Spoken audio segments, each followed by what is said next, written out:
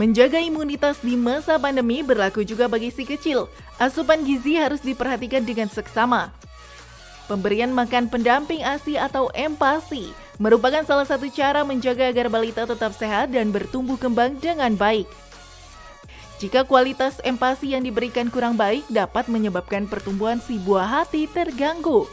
Lantas, apa sih MPASI itu? Ikuti penjelasan Dr. Aryani Dewi Widodo, spesialis anak berikut ini. MPASI adalah makanan pendamping ASI. Makanan ini diberikan kepada bayi sebagai tambahan di usia bayi 6 bulan ke atas. ASI sudah tidak bisa lagi memenuhi kebutuhan bayi bila diberikan sendiri. Karena itu ditambah dengan MPASI. Nah, hari ini kita akan membahas dengan seorang ibu muda dan bagaimana hal-hal yang harus diperhatikan dalam pemberian MPASI. Halo, Ciluk Mbak. Halo. Halo dok, apa kabar? Baik. Bener nggak sih kalau MPASI itu memang harus diberikannya fix di 6 bulan ya dok ya? MPASI itu sebetulnya tergantung pada kesiapan bayi. Nah, namanya kesiapan bayi itu kan sebetulnya bisa berbeda-beda ya, karena setiap anak yang berbeda-beda pasti kesiapannya juga berbeda-beda.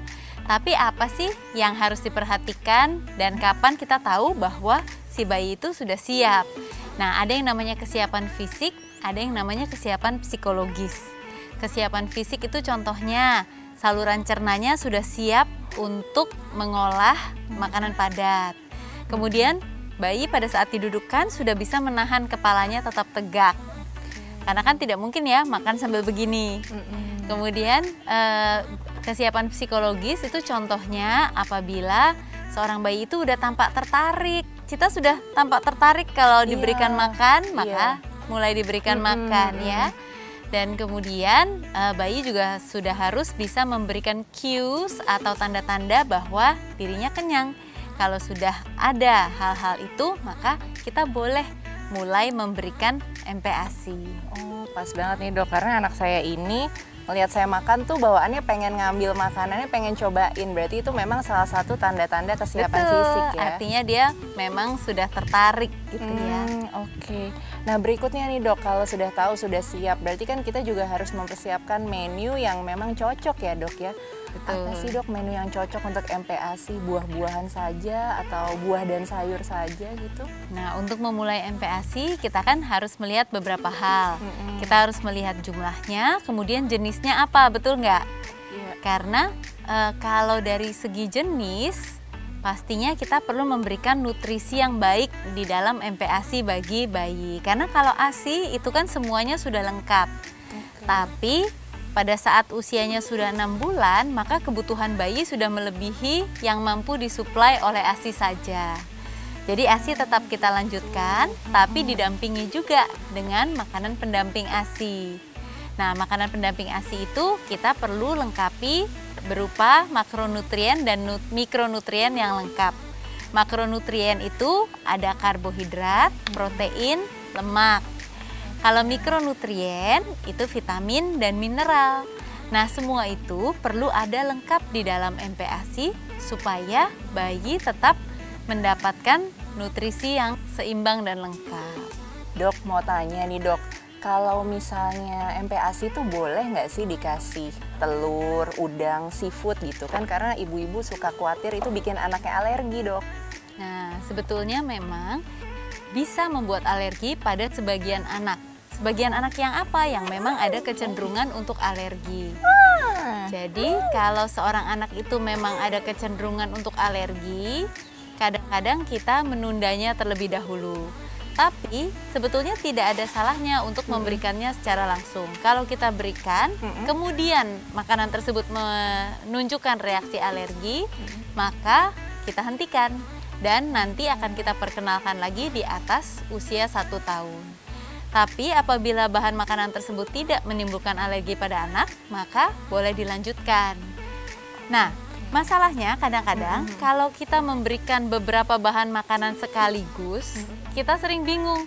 yang mana ya yang bikin Iya. alergi. Karena itu pada saat kita memperkenalkan bahan makanan baru, sebaiknya bersama dengan bahan makanan yang sudah lama diberikan dan sudah diketahui tidak menyebabkan alergi. Oh, Nah, dicampur dengan sama yang demikian, aman gitu ya, dikombinasi sama yang betul, aman. kita jadi tahu ya, yang mana sih yang sebetulnya bikin masalah dan itu bisa kita tunda dulu pemberiannya sampai nanti di atas 1 tahun.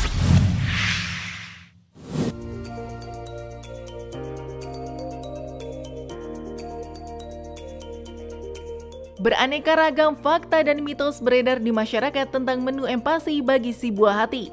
Salah satunya adalah balita tidak boleh mengonsumsi makanan instan. Padahal makanan instan untuk balita praktis untuk ibu yang sibuk. Benarkah? Itu adalah mitos, tapi tergantung instannya itu apa. Karena makanan bayi ada yang namanya bubur fortifikasi. Bubur fortifikasi adalah bubur yang sudah dibuat secara hati-hati dengan mematuhi kodeks dari WHO, yaitu peraturan pembuatan makanan bayi dari WHO. Karena itu, di dalam makanan tersebut sudah diberikan tambahan mikronutrien, yaitu vitamin dan mineral yang cukup, sehingga dengan mengkonsumsi sedikit volume MPASI, maka bayi juga sudah mendapatkan cukup vitamin dan mineral.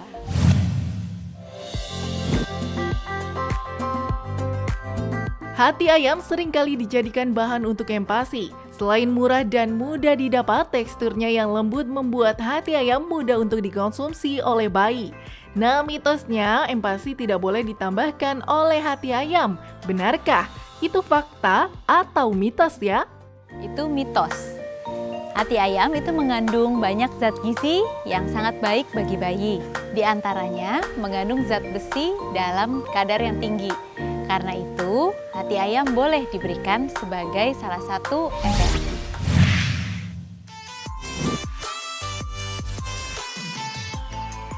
Sejak dulu madu dipercaya memiliki beragam manfaat bagi kesehatan tubuh. Lantas, bagaimana dengan konsumsi madu pada balita? Mitosnya madu baik dikonsumsi untuk kesehatan balita.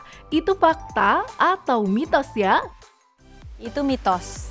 Madu itu boleh diberikan kepada bayi berusia 1 tahun atau lebih, tapi tidak di bawah 1 tahun. Pada madu bisa terdapat kandungan kuman yang bernama Clostridium botulinum. Clostridium botulinum ini menghasilkan toksin atau racun yang bernama botox.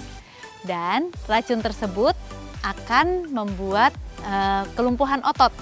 Nah, bayi yang saluran cernanya belum matang sangat berisiko untuk dimasuki toksin atau racun tersebut, sehingga bisa menyebabkan kelumpuhan otot pada bayi. Penambah garam dan juga gula pada masakan bertujuan untuk menambah cita rasa pada makanan.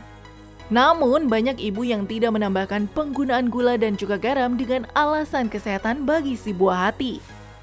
Mitosnya penambahan garam dan gula diperbolehkan pada empasi. Itu fakta atau mitos? Itu fakta.